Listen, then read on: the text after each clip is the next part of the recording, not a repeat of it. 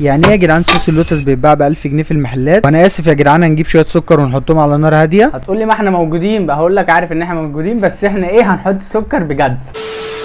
وهنسيبه شويه على نار هاديه لحد ما يتكرمل كده بالشكل ده. نقلبه كده حوالي مش اكتر لحد ما يسيح كده بالشكل ده، وتنزل عليهم سريعا كده يا حبيبي ب 100 جرام زبده. يا حبيبي سريع بس وحياتك.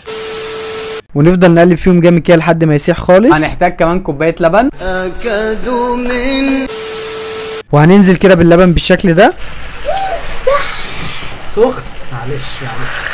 وطبعا خلي بالك عشان ما تبهدلش الدنيا والحاجه تزعلك، حاول تتعلم مني كده. ايوه المهم تفضل تقلب كده جامد، والمرحله دي رخمه قوي، هيفضل يتكتل معاك. اهم حاجه ما توقفش تقليب خالص لحد ما ايدك توجعك خالص، وهتلاقيه ظبط معاك. بعد كده هنجيب اي نوع بسكوت ساده، وده مش اعلان عادي يعني. تعبيط يا اسطى. بعد كده هنجيب كبه او خلاطه او اي حاجه، وتنزل فيها بالبسكوت كده بالشكل ده، ونضربه جامد اهم حاجه لحد ما يتفرم خالص. بعد كده تنزل عليها بشويه زبده صغيرين، ونضربهم تاني لوحدهم كده شويه. بعد كده تنزل عليهم برشه ملح ورشه قرفه. بعد كده هننزل بنص كوبايه لبن. واهم حاجه ما تنسوش تصلوا على النبي وتدعوا لاخواتنا. واخر حاجه هتنزل بالكراميل اللي احنا عملناه في الاول، بس لازم تستناه يبرد خالص. تضربهم كده جامد، لو حسيته تقيل معاك هتزود سنه لبن بس بالتدريج. كده انت عملت اسهل وابسط واحسن صوص لوتس ممكن تعمله في حياتك. انا بصراحه ما شفتش احسن من كده، صدقوني طعمه تحفه، لازم تجربوه. وبجد لو انت كملت معايا الفيديو للاخر احب اشكرك. وبس كده، ما تنساش تعمل سيف للفيديو واعمل لي فولو عشان صدقني هتستفاد.